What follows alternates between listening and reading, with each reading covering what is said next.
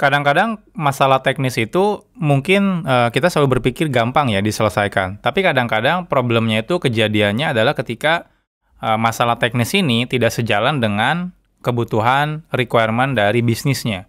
Misal aja kita mau melakukan migrasi, tapi misalnya migrasi itu gampang misalnya, tinggal kita ubah, habis itu deploy ulang, selesai.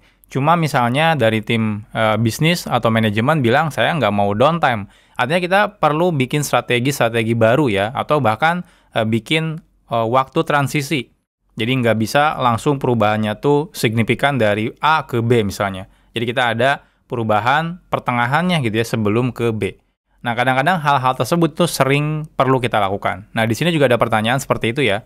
Jadi di sini ada strategi gimana kalau kita pengen ngubah skema, tapi misalnya dari sisi manajemen nggak mau ada downtime. Yuk kita lihat pertanyaannya. Strategi ganti skema database di ongoing database production. Pernah ketemu kasus jadi technical leader pengen ganti skema database di production, ingin mengubah skema database production tetapi tidak boleh ada downtime aplikasi atau bahkan lost data. Nah, perubahan skema saya simplifikasinya seperti ini. Jadi mungkin ini kayak versi simpelnya ya, sebenarnya mungkin lebih kompleks.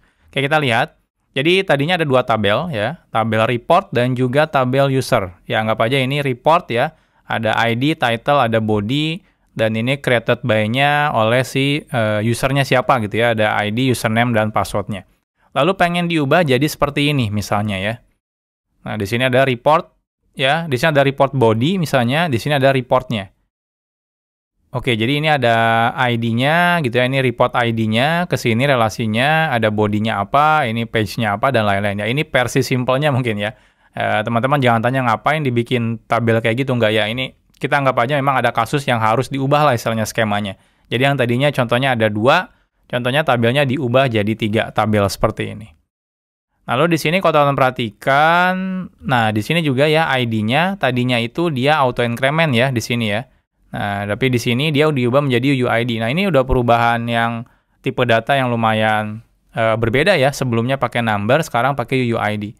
Jadi ini juga nggak cuma nambah tabel ya, tapi beneran nge-alter si tabel aslinya ya. Tipe datanya pun berubah. Dan kemungkinan respon JSON-nya ya bisa jadi ini berubah juga ya. Kalau misalnya bikin API gitu ya. Nah, di sini jadi ada report dan di sini ada user ID-nya juga di sini jadi UUID. Oke, inti perubahan dan permasalahannya. 1. Primary key berubah dari auto increment menjadi UUID. Yang kedua, tabel report kolom body dipisah menjadi tabel berbeda untuk fitur halaman ya, anggap aja gitu ya. Jadi harus beda nih, ada 2 tabel, nggak bisa 1 tabel lagi. Ketiga, ketika terjadi perpindahan IR di lama ke baru tidak boleh ada data loss atau downtime. Yang menjadi challenge terbesar yaitu nomor 3 ya. Bagaimana strateginya supaya tidak ada data loss dan juga downtime. Minta pencerahannya dan ide-idenya kawan-kawan. Oke. Kalau perubahannya benar-benar signifikan kayak gini, memang agak sulit ya kalau kita berpikirnya langsung ubah lalu di-deploy yang baru, itu pasti agak sulit. Kenapa? Karena ketika kita deploy yang baru, itu kan pasti ada masa di mana kita harus mindahin data lama ke data baru.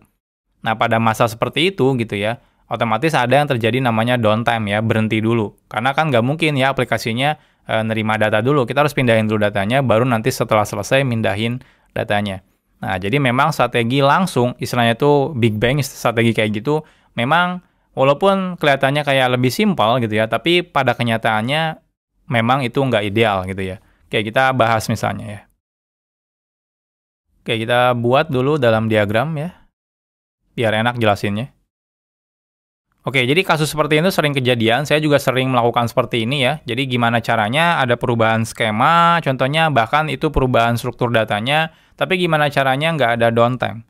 Jadi ini skema changes ya. Oke, jadi kan memang yang ditakutin saat kita, yang ditakutkan ya,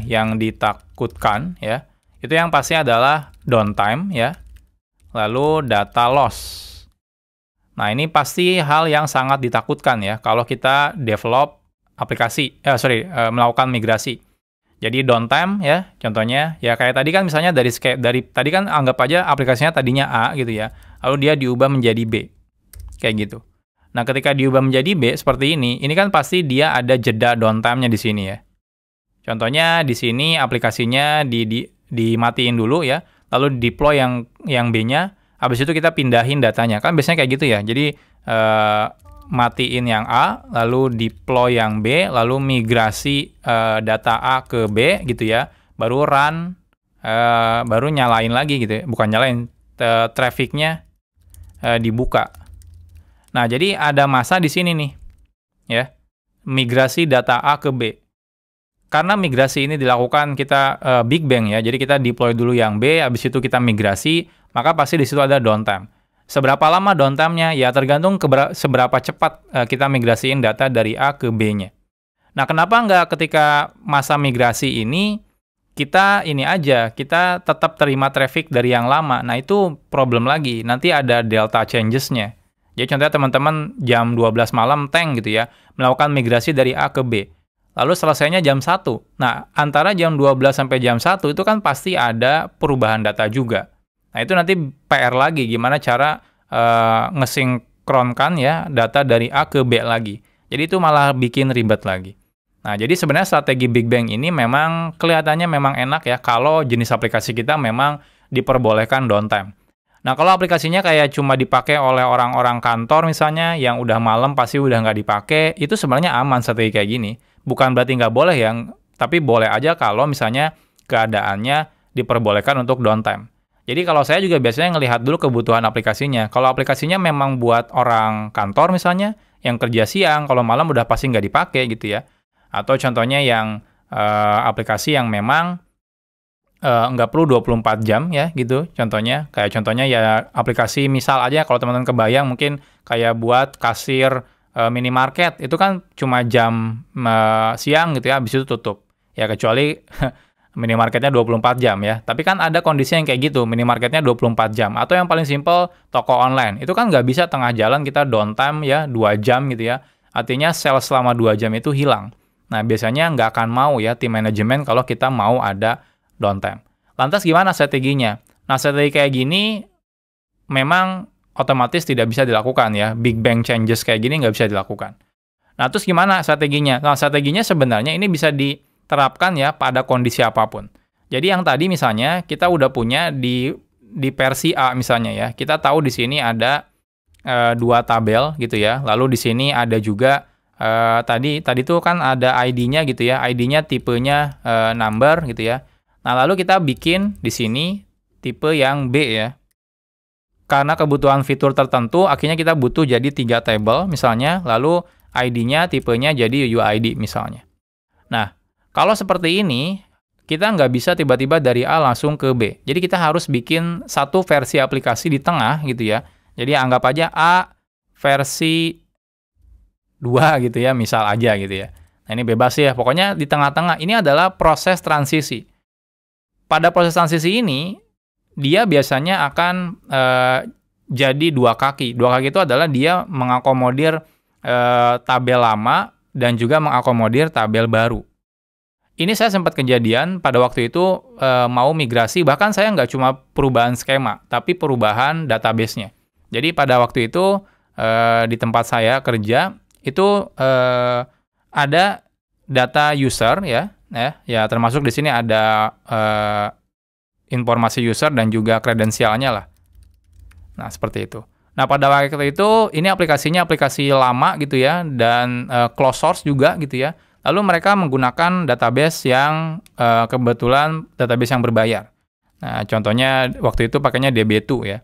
Nah, lalu dari tim ada kebutuhan agak susah di-maintain. Akhirnya yang terjadi adalah gimana caranya kita ganti database-nya, termasuk aplikasinya juga diganti ya. Jadi aplikasi yang kita bikin sendiri agar kodenya bisa dikembangkan.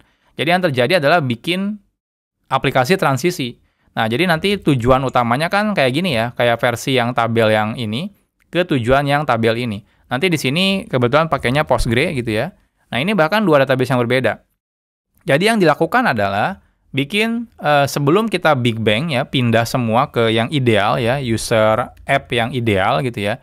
Nah, sebelumnya di tengah-tengah itu kita bikin dulu versi user app yang dia transisi lah istilahnya ya. Jadi dia transisi. Transisinya ngelakuin apa? Dia ngelakuin connect ke dua database ini. Kayak gini.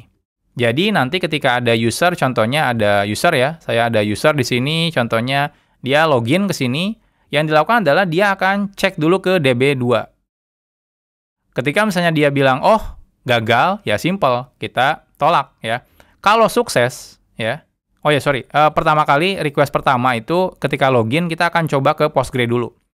Nah, ketika di Postgre tidak ada, ya, tidak ada usernya, berarti kita tahu user itu ada di DB2 kemungkinan gitu ya. Jadi kita akan coba query ke DB2. Jadi saya ganti warna deh ya, biar jelas. Jadi login ke sini, lalu dia akan cek ke Postgre. Kalau dia tidak ada, dia akan cek ke DB2. Kalau ternyata dia ada, ya, maka kita cek, oh sukses loginnya, maka akan disimpan ulang ke Postgre.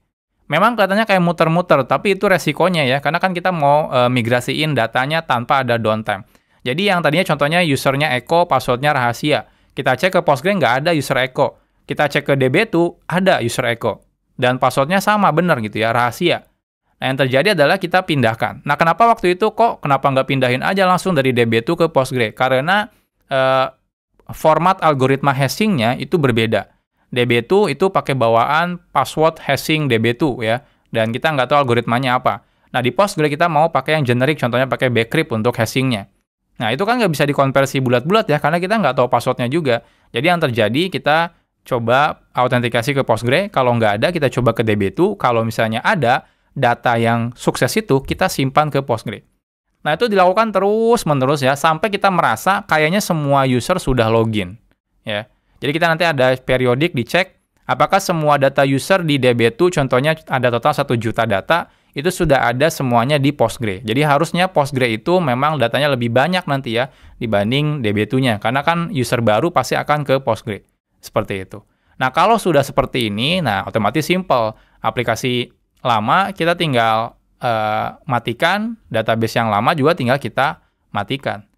Nah, memang tapi ada masa transisi di sini gitu ya. Aplikasinya itu jadi logiknya kayak mungkin kelihatannya kayak jelek ya, karena dia harus connect ke dua database, kesana kemari ngeceknya gitu ya. Ya itu memang resiko ya. Kita pasti ngalamin kayak gitu deh. Kalau teman-teman nanti coba ya melakukan transisi atau migrasi, pasti ada masa kita harus melakukan hal tersebut. Tapi nanti tujuan idealnya adalah kita akan migrasi ke aplikasi yang sudah ideal, cuma connect ke Postgre aja. Jadi nggak perlu connect ke DB2 lagi. Nah, termasuk yang ini nih. Kalau contohnya di sini, ini tabel lama misalnya ya. Tabel lama gitu ya.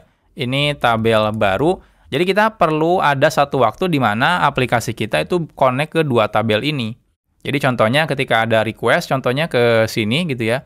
Jadi aplikasi kita itu connect dulu ke tabel baru misalnya. Kalau di tabel baru tidak ada datanya misalnya gitu ya, maka kita akan coba ya connect ke tabel lama. Kalau ada datanya di tabel lama, maka kita akan ambil lagi datanya dari tabel lama, lalu kita masukkan lagi ke tabel baru.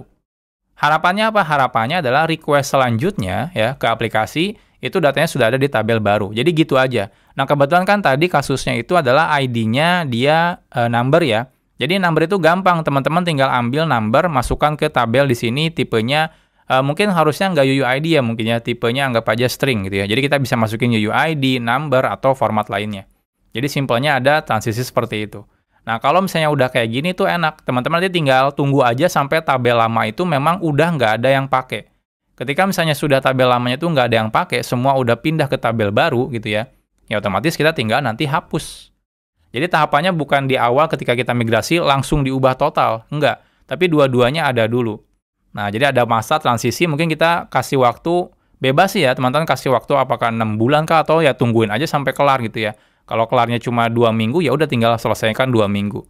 Ya, di kasus saya di sini karena datanya user, dia butuh nunggu login. Yang namanya user kan kita nggak bisa paksa ya ke orang, login dong, enggak gitu. Jadi kita ya mau nggak mau, tunggu sampai usernya benar-benar login. Kalau nggak salah 6 sampai setahun ditungguin gitu ya. Ya dipikirnya kita pikir kalau udah lewat setahun orang nggak login juga ya mungkin orang itu udah nggak mau pakai aplikasi kita gitu ya. Nah jadi seperti itu. Jadi hal ini juga bisa teman-teman lakukan ya. Jadi ini strateginya harusnya nggak cuma buat tabel ya, termasuk teman-teman aplikasi atau ganti database itu teman-teman bisa lakukan proses transisi seperti ini. Jadi jangan lakukan Big Bang ya. Oke, kita balik lagi, takut ada yang kelewat ya. Prime berubah yang kayak tadi ya, tinggal di tabel lama, kalau ada yang request ke tabel baru nggak ada, cek ke tabel lama, ambil dari tabel lama, pindahin ke tabel baru. Yang penting tabel barunya itu bisa support tipe data yang lama dan yang baru. Contohnya kalau varchar, contohnya atau string, itu bisa support UUID dan juga auto increment. Nah ini juga body sama ya, jadi kita cek dulu contohnya ke tabel baru, kalau nggak ada ya datanya kita ambil dari tabel lama, yang masih gabung ya bodinya, nanti kita pindahin ke tabel baru yang udah terpisah bodinya. Nah, yang termasuk yang ini ya. Dan ini kalau strateginya yang tadi saya gunakan, harusnya tidak akan ada loss data.